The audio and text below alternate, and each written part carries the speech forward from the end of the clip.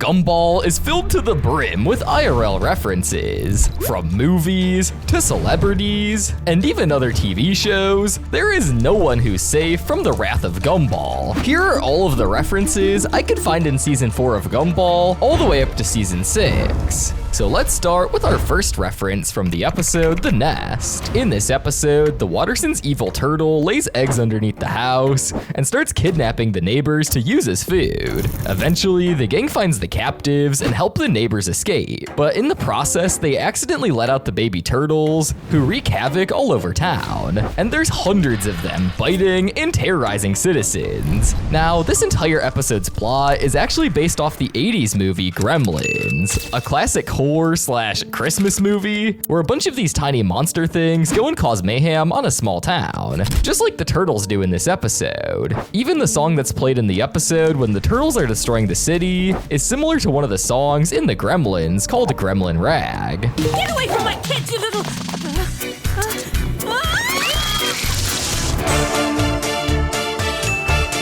Next up is the episode The Check, and this episode has a bunch of popular references, from video games to foreign politics. The episode revolves around Grandpa Louie's $500 check, which he gifts the kids. We see each of the kids and their ideas of what to do with the money. Gumball wants to use it to run for president of not America, but the entire world. And we see his campaign speech, and well, it's nothing short of a masterpiece. My fellow Americans, I think we all know where this is going, so let's just skip to the end.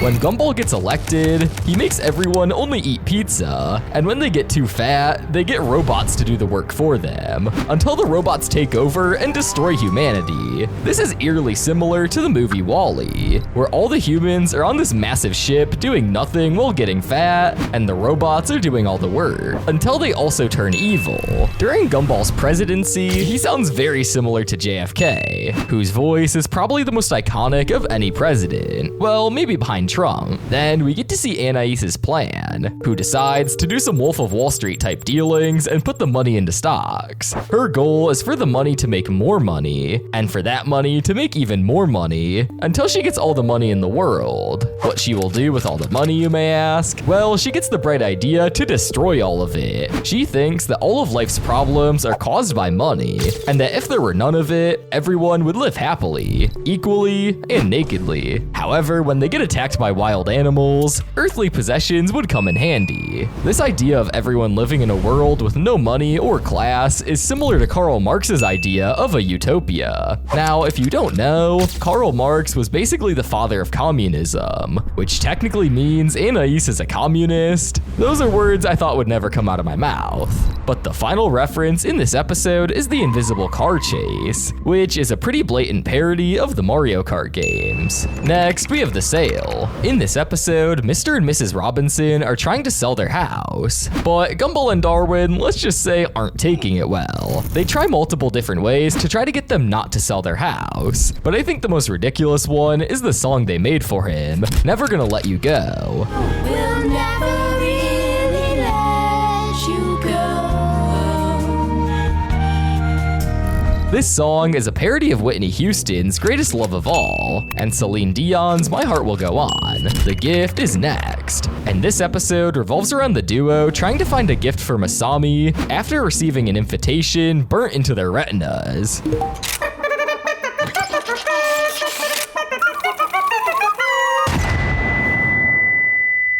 Okay, so where's the invitation? That was it. The confetti spelled it out. We were kind of blinded by the explosion. Just close your eyes. Oh my gosh, it's burned into our retinas! Before this though, when Larry, who was dressed up as a 17th century nobleman, came to the door to deliver the invitation, when Anais saw him though, she thought that he was a prince coming to sweep Anais away like a Disney movie. But when Larry told her that he's just a delivery guy, she walked away defeated and kept kissing her frogs in hope that a prince would come. This is a reference to the Disney film The princess and the frog. When the princess finds love with a frog, who does not turn out to be a prince after she kisses it? But in Anais' case, kissing the frog just got her a date with the hospital. Next up is the parking. And in this episode, Gumball and the family are stuck trying to find a parking space. They can't seem to find one for the life of them, so they start singing a song similar to the iconic 99 bottles of beer on the wall, which if you've been on a school trip, this has been integrated into your mind. However, they can't say this in a kids program, but they don't have to worry because they got a similar catchy alternative. 52 bottles of age-appropriate beverage on the wall. 52 bottles of age-appropriate beverage on the wall. 1 bottle of age-appropriate beverage on the wall. 1 bottle of age-appropriate beverage on the wall.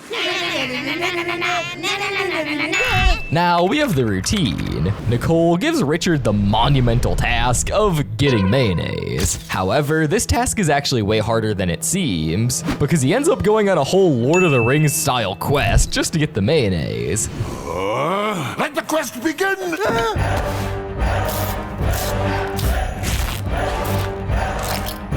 With dinosaurs, trolls, and magic. The quest specifically parodies the movie The Never-Ending Story, a cult classic movie which the episode has multiple references to. The most obvious are with Richard's car, which he calls car tax, and treats like a horse, just like how one of the characters in the movie has a horse named Artax. Next, we have the upgrade. In this episode, Gumball and Darwin watch the Bobbert OS announcement video and decide they want to download it into old Bobbert, like a new camera and, well, as long as he's functional, there should be no problem, right? Well, Bobbert then starts crashing out, literally. I mean, his systems are constantly crashing, which makes Gumball and Darwin take him to the Bobbert store. However, instead of fixing the old Bobbert, they just get him a new one and are gonna ship the old one to Dagestan. They have to fly up to the plane and open the back door, which causes everything, including the old Bobbert, to plummet down. Eventually, Gumball, with the help of new Bobbert, is able to save old Bobbert and get his old system back. Yeah, if you couldn't already tell, this entire episode is a parody of Apple, beginning with the announcement, which is just a play on Apple's really corporate and generic ads, to the fact that the only thing that improves with the update being the camera, which is exactly like the iPhones. The entire conflict of the episode being that the update makes Bobbert slower is a dig at one of the biggest criticisms that Apple has had, which is that they intentionally make their old phones slower. They say it's because it helps with the aging battery, but most people, including the creators of Gumball, clearly think that they're just doing this to make you buy newer models. Next, we have the comic. In this episode, we have Gumball cosplaying as superhero Laserheart, who defeats his enemies using the power of optimism. This episode contains a lot of references to comic books and comic book culture. Firstly, the theme that everyone hums while Gumball is running through the halls is a reference to the 1978 Superman movie and its main theme.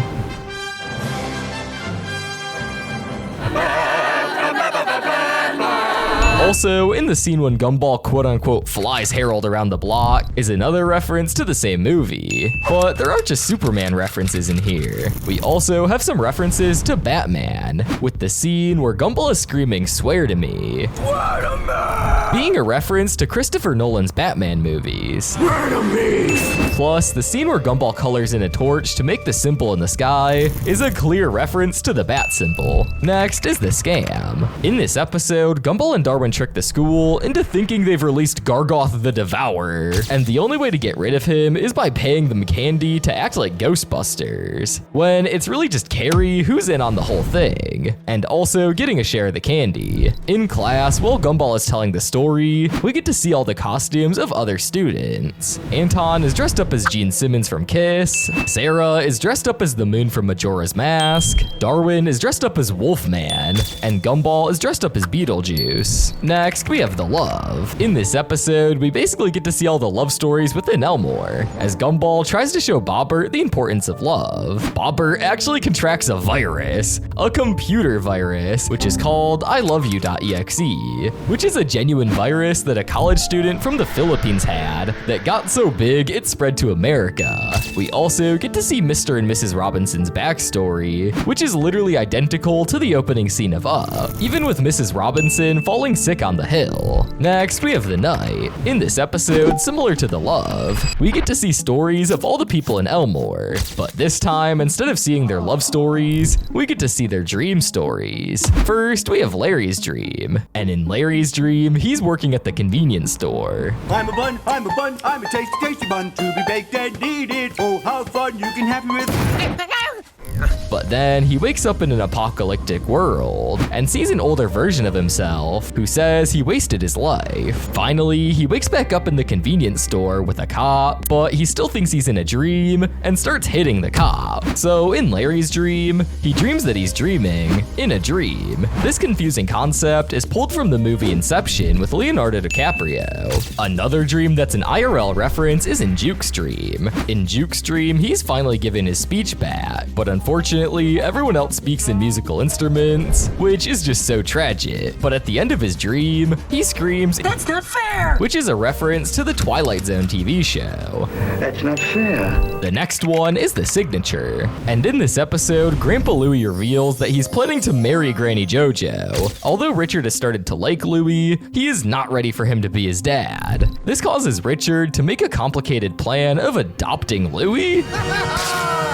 Those papers you just signed mean you're now officially my son. So as your father, I hereby forbid you from marrying my mother. But what's even more confusing is that it actually works. To get back at him, Louie makes Nicole his daughter, which allows him to forbid her from seeing Richard. In order to set everything right, the kids try getting Frankie Watterson, Granny JoJo's ex-husband and Richard's biological father, to adopt Richard. But it turns out Frankie is a total fraud and tricks Richard into signing away the deed of the house to him. The Watterson family are eventually able to overpower Frankie and get their house back. However, Richard forgives him, and they all sing a rendition of the song "We Are Family" by Sister Sledge. We are family.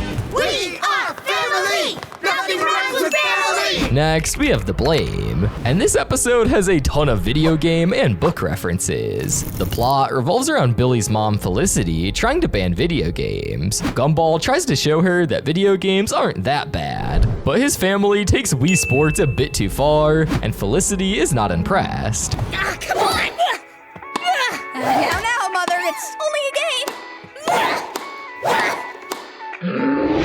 Nicole's team wins. I don't want to play anymore. He then tries to show how video games can strengthen the mind, but Banana Joe takes Minecraft way too seriously and tries putting out an in-game fire with a towel. So Felicity is not impressed and turns off the video games, forcing the kids to read books. But then Gumball notices how violent books can be, so he decides to tell the parents about it in the form of a song. He name drops Shakespeare, Lord of the Flies, Mark Twain, and many more things. Now we have the episode The Roots, which is the final episode of season 4 with IRL references. In this episode, Darwin looks longingly at the fish tank in the pet store, which leads the Watterson family to believe that Darwin misses the ocean. They try many things to make Darwin feel like he's at home, but none of them work. Eventually, they just decide to leave him in the ocean, but then it's revealed that Darwin never wanted to go back to the ocean. He just wanted a bigger fish tank that he saw at the pet store. This entire plot is a reference to the book White Fang, with Gumball even name dropping it in the episode. We tried to reconnect you with your roots, but we could see it wasn't enough. So we kinda white-fanged you. In this book, a dog is forced out of his home by humans to be their pet.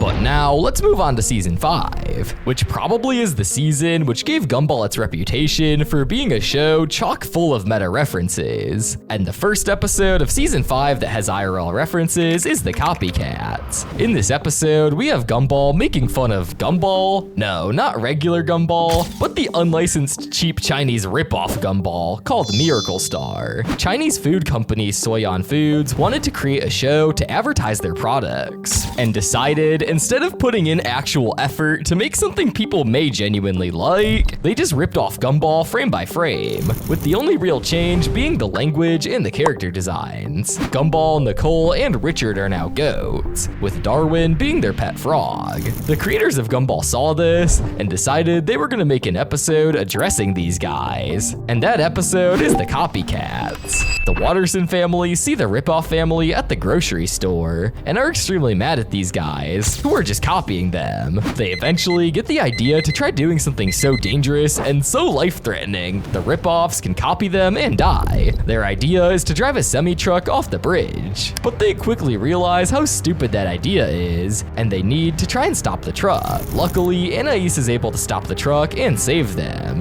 One thing I forgot to mention is because of the laws against having multiple children in China, there is no Anais ripoff to save the family, leading the truck flying off the bridge, killing them all. Next, we have The Line. In this episode, the family are going to watch the new Stellar Odyssey movie. The original movie came out around the time when Richard was just a kid, so he's really excited to take his kids to see the new one. However, there's a massive line to the theater before the first screening, which the family desperately want to go to. So they try working their magic in order to cut in front and see the movie first. This entire episode is a massive nod to not only Star Wars movies, but the Star Wars fandom. You have the Legacy sequel that comes out like 40 years after the original, similar to how long time was between Return of the Jedi and The Force Awakens. The name itself, Force Rehashed, is obviously parodying The Force Awakens. And at the end, we see the two nerds laughing at the character Chunky. Oopsie whoopsie, it's me,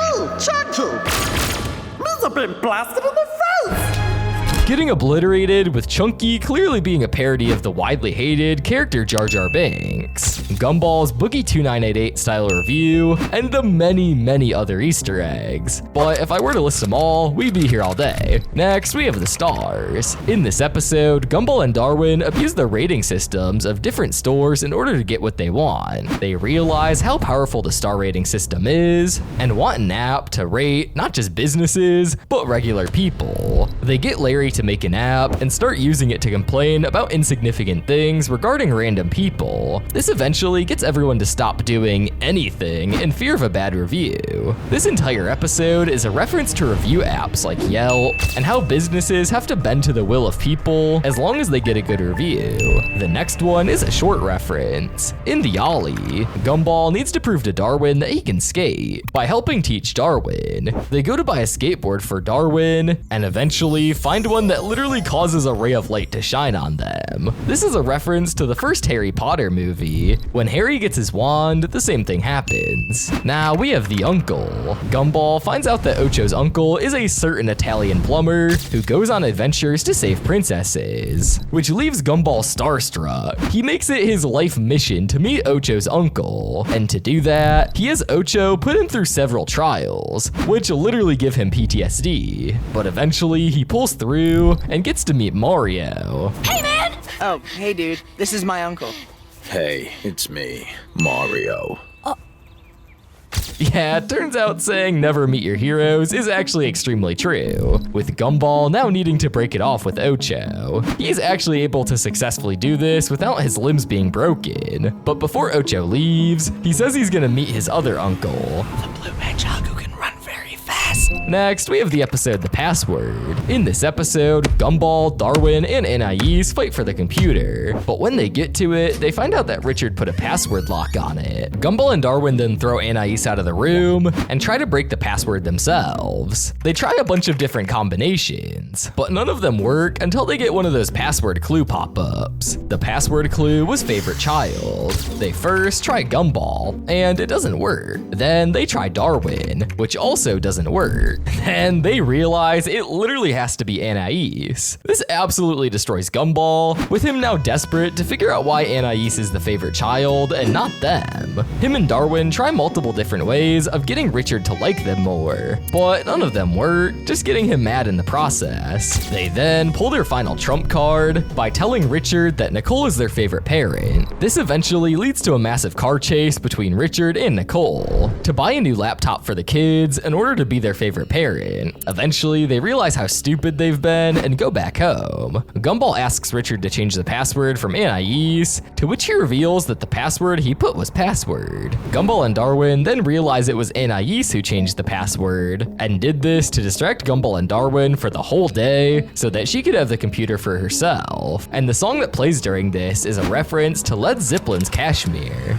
Oh, good luck logging in. I changed the password.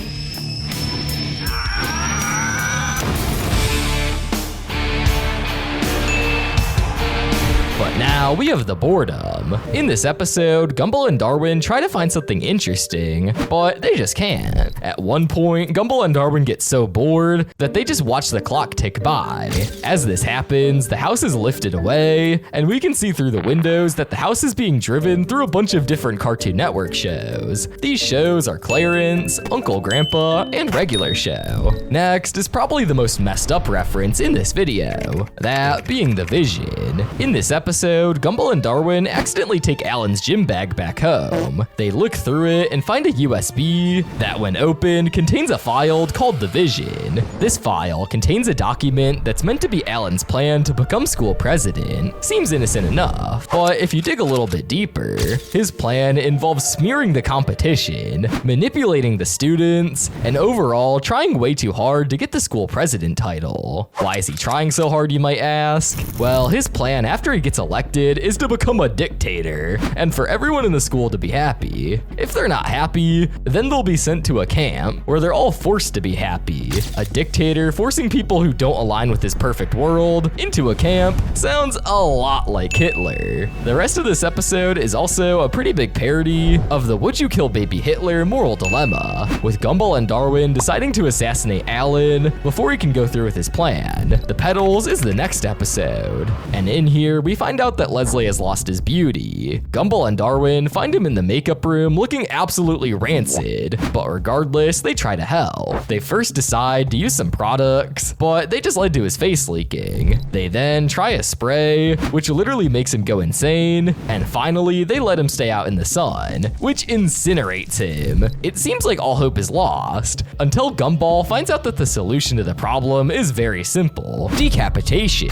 So Gumball and Darwin chase Leslie down with garden shears, trying to cut off his head with a creepy smile. Eventually, Leslie gets cornered back into the basement with nowhere to run. But then Gumball and Darwin actually decide to explain the procedure. Basically, after they cut Leslie's head off, it should grow back to its original beautiful form. Leslie is now 100% on board with the idea, and even cuts his own head off. When Gumball and Darwin have their creepy smiles and pretend to be on the gardening show, it's actually a reference to the Alan Titchmarsh show. The next episode is the best, and this episode probably has the most meta reference in the entire show. Basically, around this time, social justice warrior and anti-social justice warrior content was running wild. And if you don't know what an SJW is, your life is better off not knowing. All you need to know is that a lot of SJWs would have arguments on the website Tumblr. So the creators of Gumball have seen this rise in SJW content and decided to parody it in the episode. Basically, Gumball thinks that Carmen is way too hypercritical, and so he wants to beat her in her own game. He downloads a bunch of forums from the website Rambler, which is a parody of Tumblr, and uses quote-unquote the martial ways of the social justice warrior.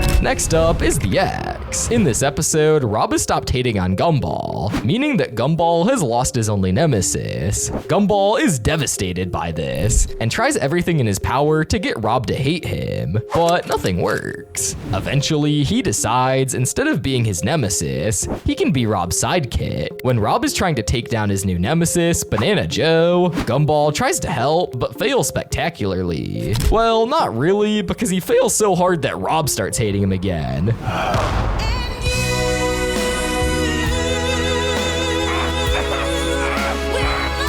The song playing in the background after Rob declares his hatred is a remix of the iconic "I Will Always Love You" by Whitney Houston. Up next is The Choices. In this episode, we get to see all the alternate pathways Nicole's life could have gone in if she hadn't gotten together with Richard. We see her life if she got with Harold, Banana Bob, and as a warlord. However, she decides in the end that her life with Richard is all she needs. This entire episode is a parody of the movie Sliding Doors, where our our protagonist looks at alternate futures after different life-altering events. Now we have the box. In this episode, the Watterson family receives a box that's not meant for them, which they really want to open. We get to see each of the family members' imagined vision of what could be in the box. Gumball believes that the box will contain a gun that will allow them to teleport, but eventually the teleportation causes Gumball's DNA to merge with whatever goes in the portal, turning him into whatever this thing is. The portal gun is a clear homage to Portal, with the idea of turning into a disgusting monster after teleportation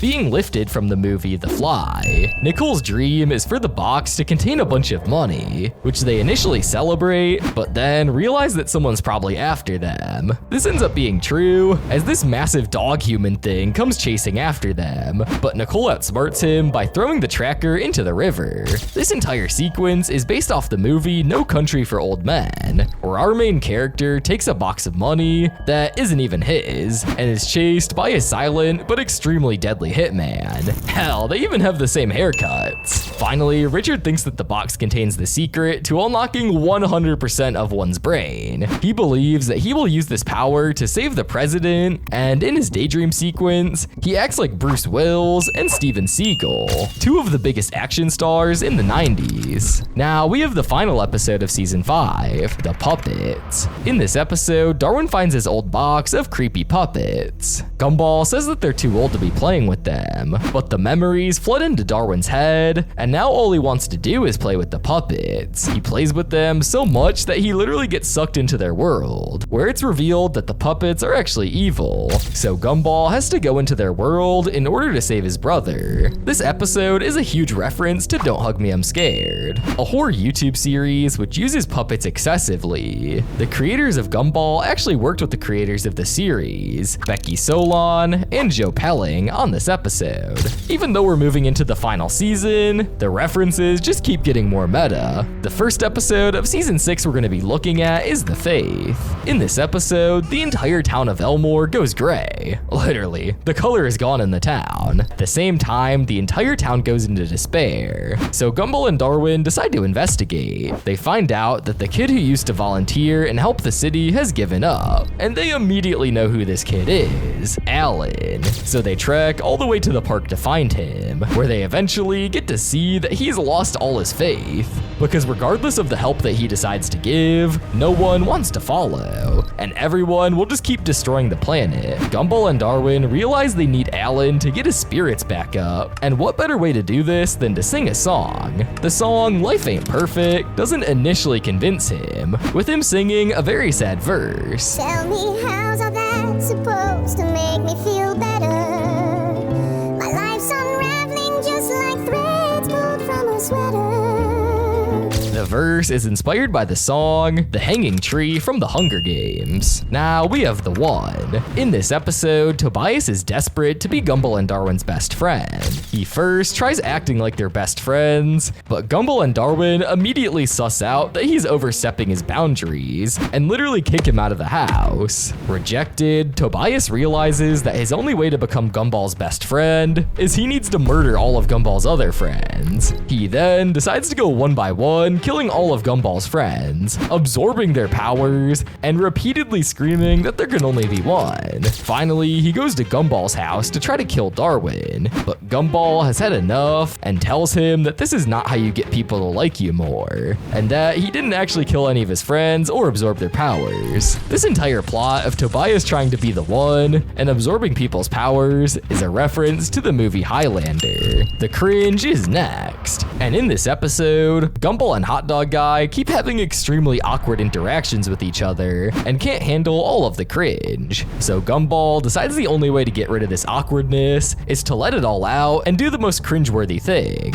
They do this by going on a talent show together completely unprepared and start beatboxing and making strange noises. They rewatch the audition on TV and get the full cringe experience. But instead of getting rid of the awkwardness, they literally almost die from from Cringe. The talent show Elmore's Got Talent is a clear reference to America's Got Talent with Simon Cowell. The candidate is next. And here, Gumball and his classmates are stuck in the school gym while the parents are passed out partying. This, combined with the rising temperature, causes the kids to go kinda crazy. So in order to have some, well, order, they decide to hold an election to choose who will lead in this trying time. In comes a bunch of IRL political references, specifically references to the 2016 election, with Claire even calling Anais woke. Yeah, Anais, you think you're so woke. I remember having no idea what anyone was talking about in this episode when I was younger, and to be honest, I wish I never found out. The Master is up next. And in this episode, Gumball, Darwin, Anais, and Nicole are fighting. So in order to get them together, Richard brings out his RPG and forces them to play. Eventually, they're able to work together and beat the game, resolving their differences along the way.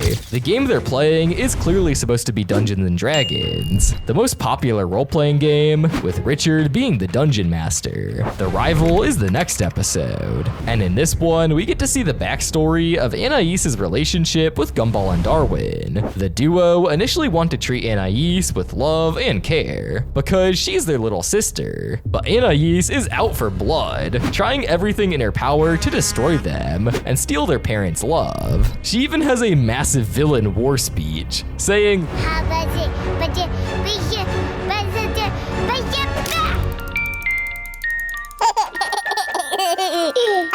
This is a reference to a British philosopher, Bertrand Russell, who originated the saying. Now we have the Shippening. In this episode, we have Sarah getting a notebook from the Awesome Store. She uses this to write all her fan fictions, including Gumball and Darwin getting together, which is just, yeah. This is a reference to the really creepy fanfics that people write on Tumblr and Wattpad. You might remember Tumblr from the episode The Best, where they housed all the SJWs, and if you thought it couldn't get any worse, they also have a lot of weird fanfiction. The Heart is next. And in this episode, Mr. Robinson wants to try and make it up to the boys after upsetting them, because he's, well, really mean. He tries his hardest to get the boys to like him again, but it doesn't work, because his heart physically won't let him. Gumball and Darwin find out that his heart is literally stopping him from experiencing any sort of positive emotions towards anyone, so they decide to help him out, and eventually are able to break his heart shackles. Mr. Robinson's arc in this episode is very similar to what the Grinch goes through in How the Grinch Stole Christmas. The vegging is next. And in this episode, Gumball and Darwin want to have a rest day, but there just seems to be something bothering them at every turn.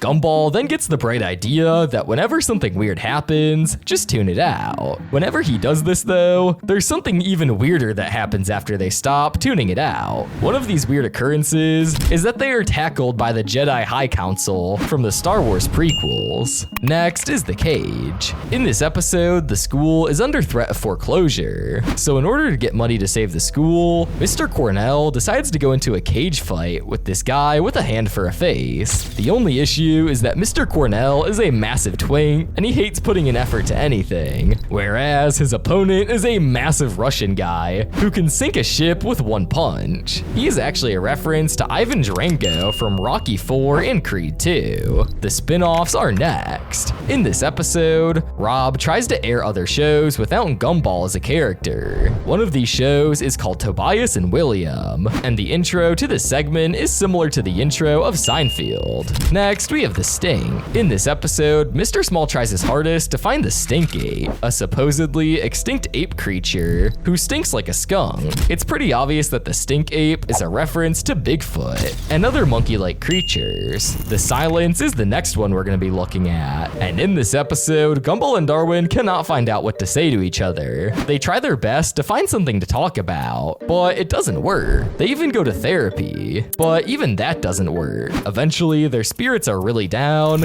and they sing the song out of sync. Between us, they said nothing lasts forever. I never thought they'd mean us. This song is a reference to the song Can't Fight This Feeling by Speedwagon. The Inquisition is the final episode we're going to be looking at, and instead of referencing anything about other media, they decide that since it's their final episode, they're going to make this whole episode about cancellations of TV shows. In this episode, Superintendent Evil comes to Elmore Junior High and tries to get rid of all the weirdness in school. This is concerning because literally everyone in the school is weird. So Superintendent Evil decides to transform the students into humans in order to get rid of all the weirdness. Gumball and Darwin thwart his plans and unmask him, revealing that he's actually Rob and was trying to save them. But before he can explain himself, Tina tail slams him, and at the end of the episode, everything is sucked up into the void. As I previously said, this episode is a reference to the in real life cancellation of Gumball, which is why the world is torn apart by the void. So those are all the IRL references I could find in season 4 through 6 of Gumball. If you liked the video, make sure to subscribe and click the video on screen right here. I'm sure you'll love it.